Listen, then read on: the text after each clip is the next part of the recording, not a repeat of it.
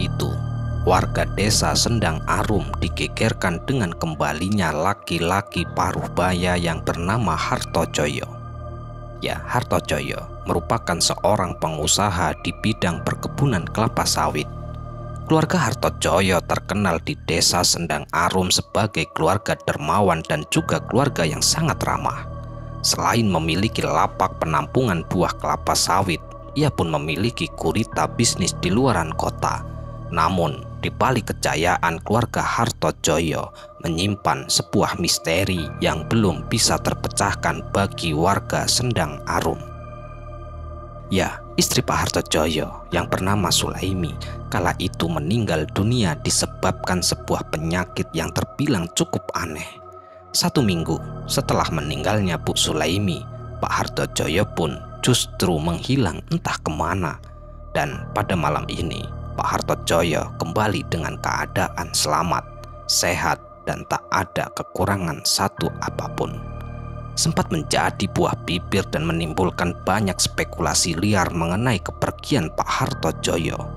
Sebelum Pak Joyo menjadi orang terpandang di desa Sendang Arum, kehidupan keluarganya terbilang cukup sederhana dan pas-pasan. Dan pada waktu itu, Pak Hartojoyo sempat bersitegang dengan keluarganya karena keputusan yang ia ambil. Ya, Pak Joyo kala itu menjual sebidang kebun kelapa sawit warisan dari orang tua istrinya. Dan kebun itu merupakan satu-satunya aset yang ia miliki selain rumah yang mereka tempati. Uang hasil penjualannya itu ia gunakan untuk membuka usaha yang memang di desa itu belum ada. Langkah yang diambil Pak Joyo merupakan pertaruhan besar baginya. Selain ia mendapat cacian dan juga cibiran dari saudara-saudaranya, terlebih semua keluarga dari istrinya yang saat itu benar-benar menentang dengan keputusan yang Pak Joyo ambil. Namun Pak Joyo sangatlah yakin dengan keputusan yang kala itu telah ia ambil. Hasil penjualan kebun itu ia pergunakan untuk membuka lapak kelapa sawit. Ya, selama desa itu dibuka, hingga saat itu belum ada lapak di sekitaran desanya. Dan para warga yang mayoritasnya menanam kelapa sawit di setiap kebun mereka. Dan ketika panen, mereka menjualnya kepada tengkulak yang lokasinya lumayan jauh dari desanya. Ditambah dengan harga yang sangat jauh dari kata normal, yang membuat Pak Joyo sangat yakin akan keberhasilan di bidang usahanya. Rumah Pak Joyo yang berada di pinggiran jalan kini menjadi aset satu-satunya yang Pak Joyo miliki. Dengan hasil penjualan kebun itu, lalu ia membuat lapak untuk penampungan dan juga tempat bongkar muat sawit. Usaha yang sempat diragukan pada awalnya oleh sanak saudara Pak Joyo, terutama keluarga dari istrinya. Kini setelah berjalannya waktu, usahanya mulai membuahkan hasil. Tentu semua itu karena ada dukungan dari istri Pak Joyo yang bernama Bu Sulaimi. Bu Sulaimi selain istri yang pandai, baik, sederhana, dan juga pandai dalam mengalkulasi perputaran keuangan, membuat Pak Joyo semakin mudah menghandle usahanya itu. Dengan harga yang stabil, para pemilik kebun kelapa sawit yang ada di sekitaran desa Pak Joyo mulai menjual hasil panennya kepada Pak Joyo. Berkat kelihayannya mengelola bisnis dan juga piawai dalam berkomunikasi dengan para petani, membuat usahanya kian hari kian maju dan terkenal. Hanya cukup waktu 3 tahun, semua modal telah kembali. Namun keberhasilan Pak Joyo justru mengundang amarah dan kebencian dan juga cibiran dari keluarga istrinya. Usaha yang pada awalnya mereka ragukan kini menjadi sebuah hama yang menyerang hati mereka. Bahkan di antara mereka mengatakan jika hasil yang didapatkan Pak Joyo adalah hasil dari pesugihan. Perselisihan pun terjadi antara dengan kakak iparnya yang bernama Pak Mul. Pak Mul yang sudah berkata kasar dan juga sudah menuduh Pak Joyo melakukan pesugihan, kini ia harus menutupi malu dengan cara merusak nama baik Pak Joyo ketika Pak Joyo mulai mendapati kesuksesannya. Dan karena rasa iri, dengki sudah membara menutupi mata hati Pak Mul, Pak Mul pun melakukan perbuatan tak terpuji, menginginkan jika usaha Pak Joyo mengalami kebangkrutan. Hingga akhirnya Pak Mul pun mengambil jalan pintas meminta bantuan seorang dukun yang ia bayar dengan bayaran cukup tinggi untuk menyantet keluarga Pak Joyo. 1 bulan pun berlalu setelah perseteruan Pak Joyo dengan adik iparnya. Kini Pak Joyo, Bu Sulaimi, kedua anaknya dan 1 karyawannya yang bernama Joko tiba-tiba saja jatuh sakit secara bersamaan. Selama mereka sakit hampir 1 bulan, lapak Pak Joyo pun akhirnya tutup. Dan ia harus mengalami kerugian dan juga harus membayar denda dari pihak perusahaan pengelola JPO. Ditambah timbangan skala besar yang baru saja ia beli tiba-tiba rusak, dan kala itu Pak Joyo sudah tak mempunyai biaya untuk melanjutkan usahanya. Namun anehnya, dengan waktu bersamaan mereka sembuh dari sakitnya kecuali Bu Sulaimi. Dengan adanya denda yang harus Pak Joyo bayar dan juga kerugian selama lapak tutup, Pak Joyo tak memiliki lagi biaya untuk pengobatan istrinya. Bahkan ia sempat menjual satu-satunya aset yang ia miliki, yaitu rumah yang mereka tempati untuk biaya pengobatan istri tercinta. Kini Pak Joyo benar-benar sudah tak mempunyai apa-apa. Namun karena sakit yang lumayan parah yang diderita Bu Sulaimi dan terbilang cukup aneh, dokter, paranormal, dukun, bahkan sampai mendatangi seorang kiai pun tak satu pun di antara mereka ada yang sanggup untuk menyembuhkan penyakit Bu Sulaimi. Hingga akhirnya Bu Sulaimi menghembuskan nafas terakhirnya. Setelah meninggalnya Bu Sulaimi, Pak Joyo pun kembali jatuh sakit. Keadaan Pak Joyo semakin hari semakin memprihatinkan. Tubuhnya semakin kurus dan kini Pak Joyo hanya bisa berbaring di atas ranjang.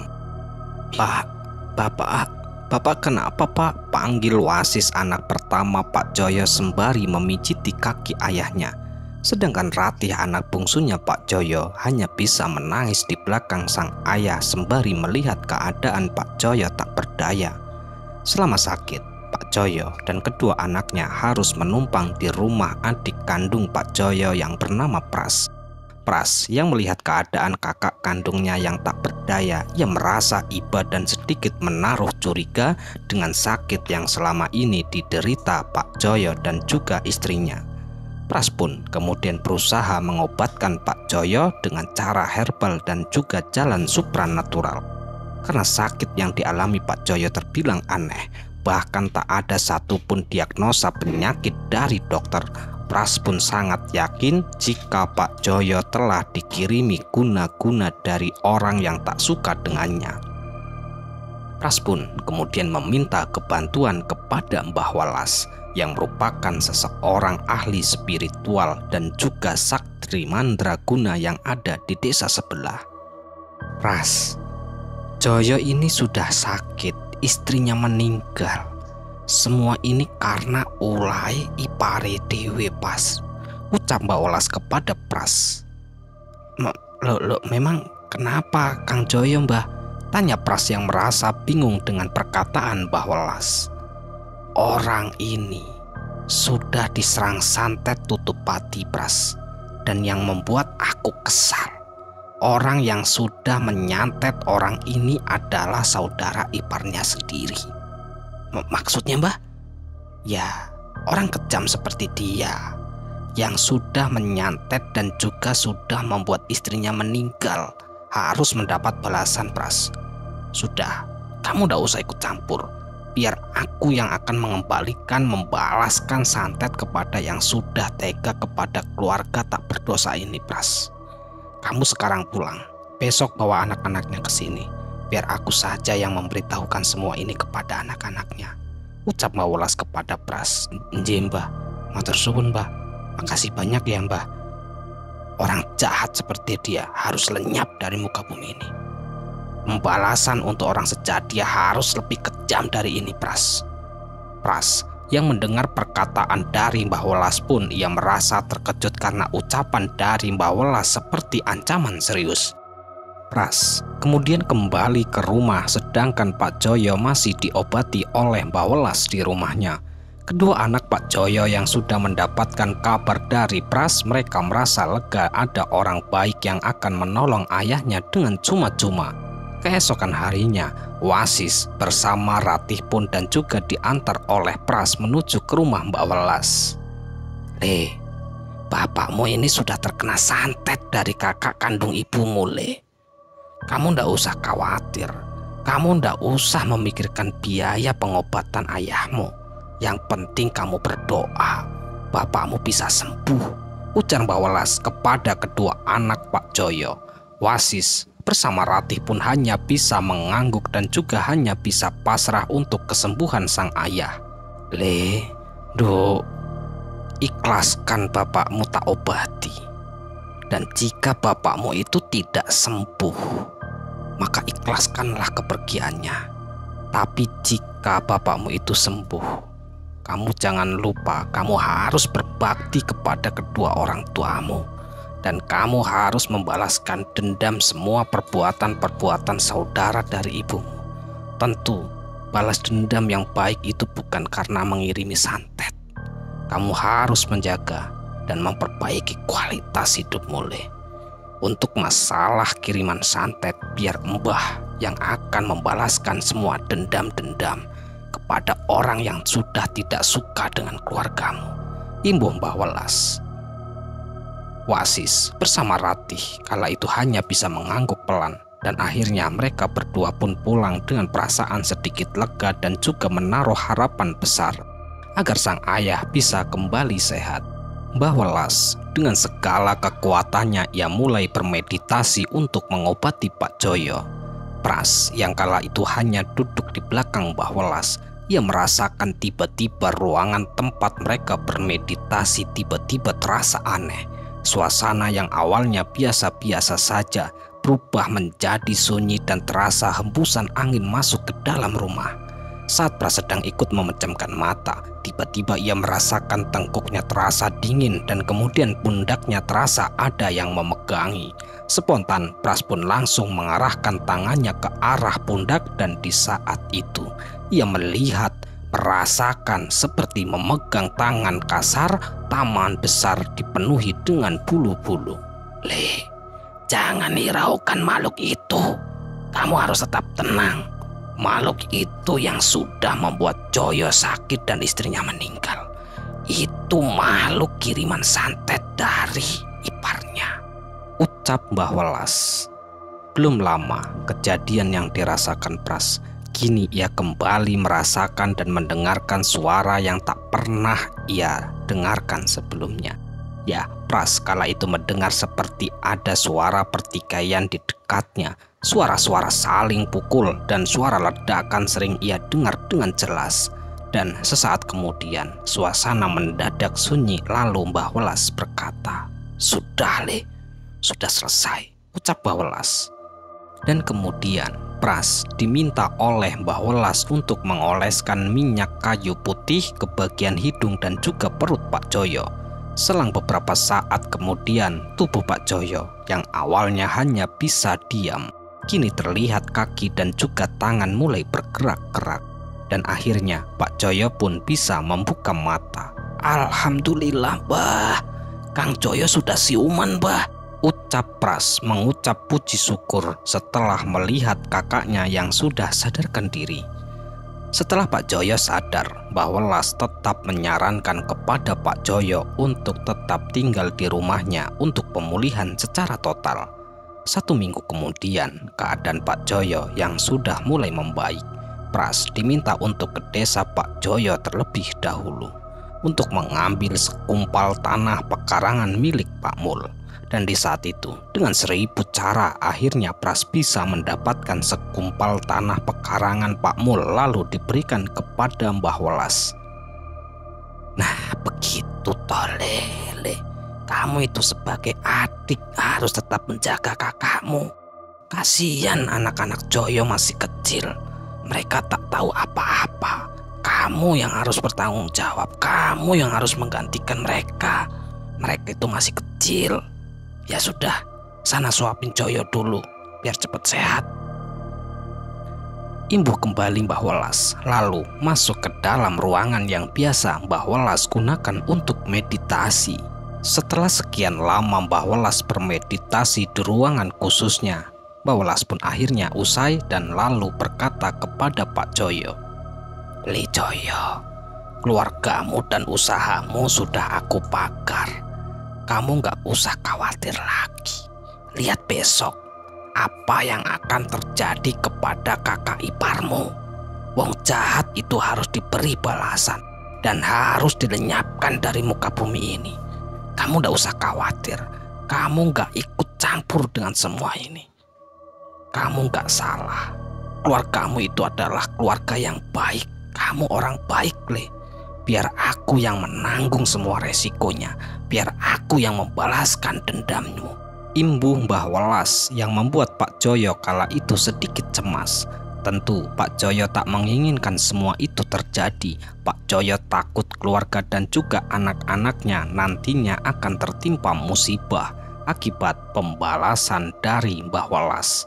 Namun Mbah Welas kembali meyakinkan kepada Pak Joyo agar tak perlu mengkhawatirkan semua itu, dan ia meyakinkan bahwa keluarganya akan baik-baik saja. Setelah Pak Joyo sembuh, ia tak langsung kembali pulang. Ia memilih untuk mencari modal terlebih dahulu, dan kedua anak Pak Joyo kala itu dititipkan kepada Pras, adik kandung Pak Joyo. 6 bulan setelah Pak Joyo menghilang dari desanya yang diawali karena penyakit yang diderita Pak Joyo, dan kemudian Pak Joyo kembali ke desanya yang kala itu membuat gempar semua warga desa Sendang Arum. Tentu para warga kala itu mengira jika Pak Joyo telah meninggal dunia, dan pada saat itulah Pak Joyo kembali membuka usahanya. Ia langsung membuat tempat bongkar muat dan juga lapak penampungan kelapa sawit dengan model kekinian di atas tanah milik Pras, adik kandungnya. Kebetulan Pras memiliki sebidang tanah yang berada di dekat desa Sendang Arum. Entah modal dari mana saja Pak Joyo mendapatkan modal yang cukup besar. Dengan modal yang telah ia dapat, Pak Joyo kemudian membeli kendaraan untuk melangsir kelapa sawit dari kebun menuju ke lapaknya. Sifat iri dan juga dengki Pak Mul kini semakin membara yang menutup mata hatinya. Ia pun kembali membenci ketika melihat adik iparnya telah kembali dengan selamat dan mulai kembali membuka usahanya. Tentu ia berpikiran jika kembalinya Pak Joyo akan menjadi pesaing baginya. Ya, Pak Mul setelah membuat hancur keluarga Pak Joyo, kala itu ia membeli rumah Pak Joyo yang dulunya dibeli oleh orang lain.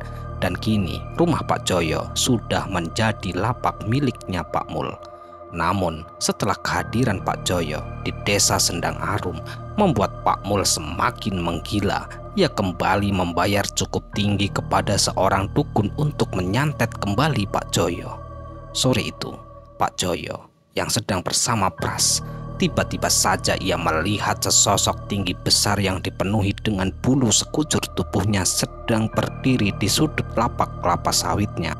Sosok itu terus menatap tajam ke arah keduanya dengan mata melotot yang memancarkan aura kebencian. Dan sosok itu terlihat terus melangkah mendekati mereka. Akan tetapi ketika sosok itu akan melangkah ke arah pintu, tiba-tiba saja sosok itu meronta-ronta seolah-olah sosok itu sedang diserang oleh sosok yang lebih mengerikan darinya. Kemudian sosok itu menghilang seketika. Dan pada waktu yang bersamaan, kala itu Pak Joyo bersama Pras yang tengah duduk sedang membicarakan yang sosok barusan mereka lihat. Tiba-tiba mereka mendapat kabar bahwa Pak Mul mengalami kecelakaan yang merenggut nyawanya. Ya, cerita dari warga kala itu, Pak Mul yang sedang memantau bongkar muat kelapa sawit. Tiba-tiba saja ia terlihat seperti orang ketakutan, bahkan ia seperti orang kesurupan. Pak Mul lalu mengamuk, lalu ia berlari ke arah samping truk yang tengah muat kelapa sawit. Namun naasnya, saat ia berada di samping truk, tiba-tiba saja buah kelapa sawit yang berada di atas truk jatuh dan langsung menimpa kepala dan juga tubuh Pak Mul. Dan di saat itu, keadaan luka Pak Mul yang cukup parah di bagian kepala, hingga akhirnya Pak Mul meninggal dunia dalam perjalanan menuju ke puskesmas akibat kehabisan darah. Ya, setelah meninggalnya Pak Mul, Pak Joyo bersama keluarga kini tak pernah mengalami gangguan aneh lagi. Dan kini usaha Pak Joyo kembali berkembang dengan pesat. Pak Joyo tak pernah menikah lagi, yang memilih untuk merawat dan membesarkan anaknya seorang diri. Dan alhamdulillah, setelah usaha Pak Joyo yang berkembang semakin pesat, beliau bisa membuat usaha lain dan kini usahanya sudah menggurita. Tentu warga sekitar dan juga adik Pak Joyo yaitu Pras yang Pak Joyo percayakan untuk mengelola usaha-usahanya. Dan Pak Joyo kembali bisa membeli rumah yang dulu sempat ia jual untuk biaya pengobatan istrinya, Pak Mul, yang sudah meninggal. Secara otomatis usahanya gulung tikar, anak dan juga istrinya kini harus menanggung hutang-hutang Pak Mul. Tentu kematian Pak Mul ada kaitannya dengan Mbah Welas yang tak terima telah melakukan perbuatan keji kepada orang yang tak bersalah, bahkan sampai Bu Sulaimi meninggal dunia. Kehancuran usaha Pak Joyo dan meninggalnya Bu Sulaimi merupakan perbuatan keji dari kakak iparnya. Dan kini perbuatan Pak Mul dibayar kontan oleh Mbah Welas yang sudah menganggap Pak Joyo beserta keluarga sebagai anaknya sendiri. Selesai. Ya, sekian cerita kali ini. Semoga cerita ini bisa menghibur dan bisa bermanfaat yang kami harapkan. Kami ucapkan terima kasih banyak kepada teman-teman semua yang telah mendukung kami. Semoga amal kebaikan teman-teman dibalas oleh Allah Subhanahu wa Ta'ala berupa hal-hal yang lebih baik dan lebih bermanfaat dalam kehidupan kita semua. Dan untuk teman-teman yang sedang sakit, semoga diberi kesembuhan. Yang sedang mengalami kesulitan, semoga diberi kelancaran dalam segala hal. Amin, amin ya rabbal alamin. Dan kami ucapkan mohon maaf yang sebesar-besarnya jika ada kata-kata yang salah yang kami sampaikan di dalam cerita. Bye, sampai jumpa di cerita-cerita selanjutnya. Akhirul qouli, wassalamualaikum warahmatullahi wabarakatuh.